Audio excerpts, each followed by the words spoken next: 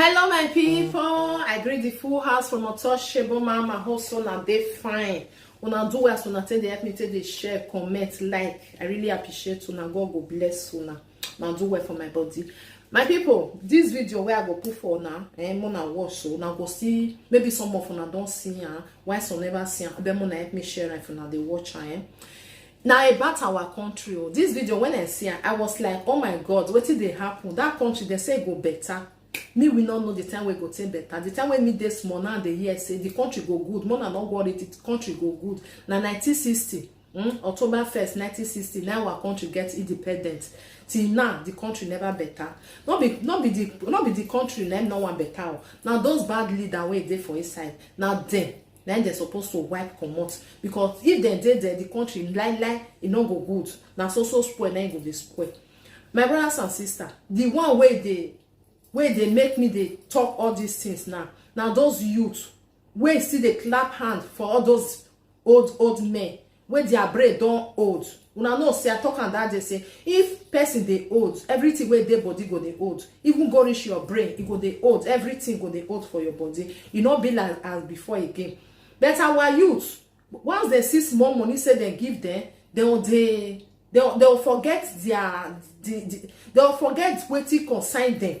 Because the country concern those our youth, they will come forget because they don't see small money when they want to eat maybe for 2 days. They not come care again to vote the right person. I know say na election time na be this one.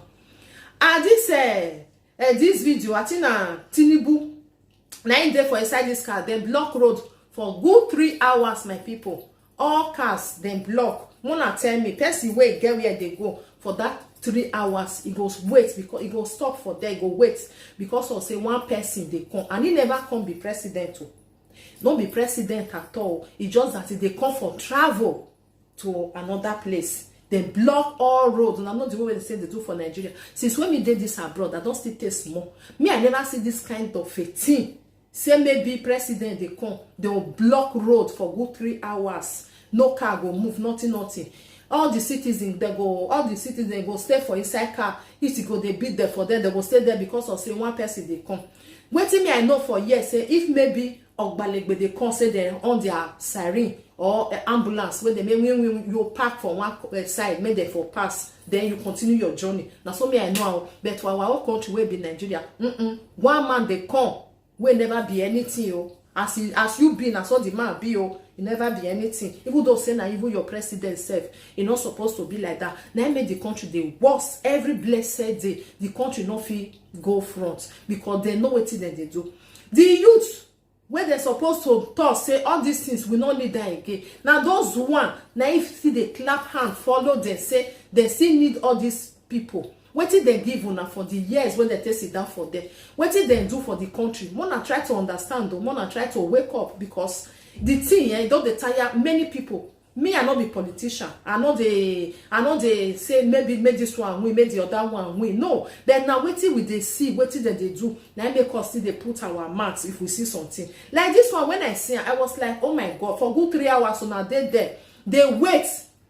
May call the where from they come may for pass because now not say for Nigeria if you not wait now all those soldiers they will come and they will bulala your body, destroy your car, nothing go happen, which is very bad. You know they happen for Western world for country where be say better country. You know they happen all those things. You know they happen at all because if you be people don't say you be president, you be person like me also. Now the citizen I vote you for them. Even though say you be president, my brothers and sisters, me I put the video, more now watch, I'm gonna use na ear till the year, what is the talk for them.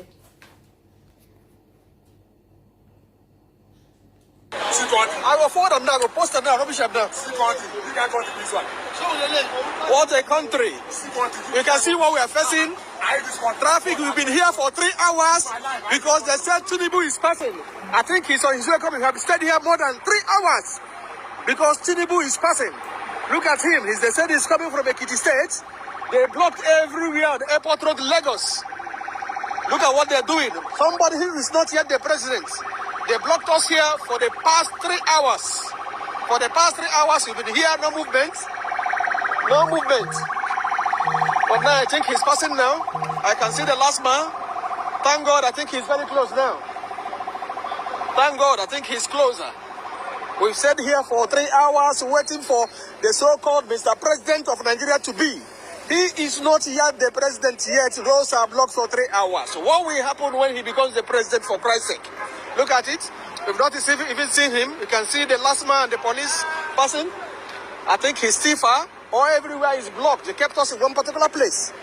No movement. We cannot pass. We cannot move for 3 hours. For 3 hours. For 3 hours you've been here because of Tinubu, who is not yet the president.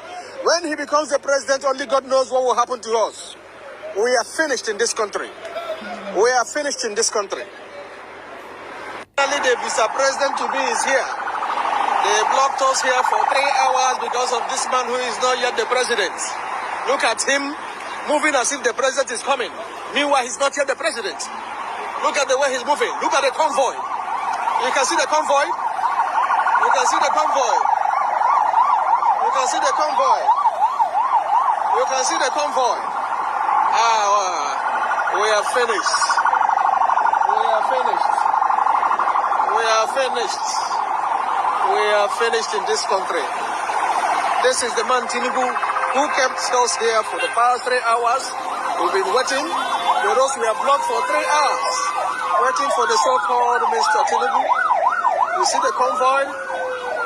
Even the president, even the president of the world does not have this kind of convoy that I'm seeing here today. The richest man in the world does not have this convoy that I'm seeing here today. All brand new cars.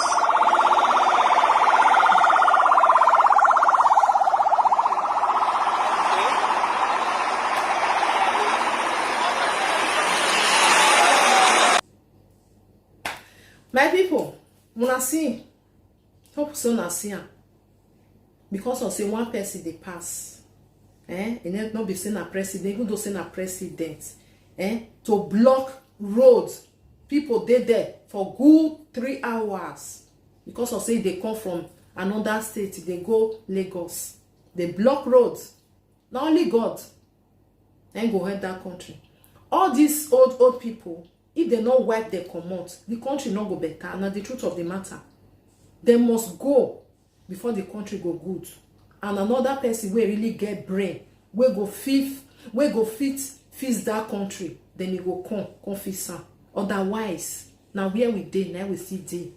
Now where that country dey, now still dey. Because the country don't tire many people. Even the country don't even, the thing don't tire the country self. How can a country like Nigeria, where get money pass some country where they for this abroad? Now the truth, it still be like that. If you see some place, only small rain when go fall, you don't even know where your house dey again. Now only God, now they see that country. Now only God, now they see those people where they for inside. The worst part of it, those one where they for inside, they still they clap for all these old people. Whether they know, whether they don't know, I don't know. Person where they for power for many years, they don't do anything. Now they want to do something. Wanna wise up before it's too late. Because now where they for inside, now they suffer. They don't feel buy meat for market again. Everything don't go up.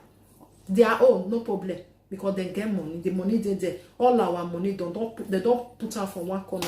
They train their children, their grandchildren. They not go suffer again. But the citizen, my brothers and sisters, may I end up for here. God bless you all. Help me to share this video.